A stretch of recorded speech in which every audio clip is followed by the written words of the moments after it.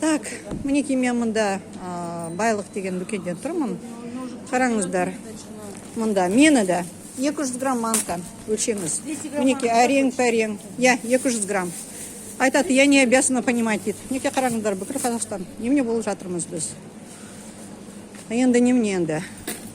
Жындыхана кім мұнда? Сол? Ойланыңыздар. Басқа мемлекетте ол айтпаушы еді. По-русски говори, ты по-русски говоришь же, понимаешь же. Зачем вы меня мучаете? По-русски говорите деп айтпаушы еді. Сол мемлекеттің тілінде сөйлеуші еді. Мұнда мінекей күліп жатыр. Күліп жатыр. Өйткені қарама қарсы тұрған қазақтар бізде тілін құрметтемейтін, тым болмаса қабағын тие алмайды. Күліп олармен амандасады, не етеді. Сондықтан солай 265 грамм пойдет? жетеді, я. Сондықтан солай болып тұрмыз біз мінекей. Біздің тілге күлу, өйткені өзіміз күліп тұрмыз өзіміздің тілімізге мінекей. Сол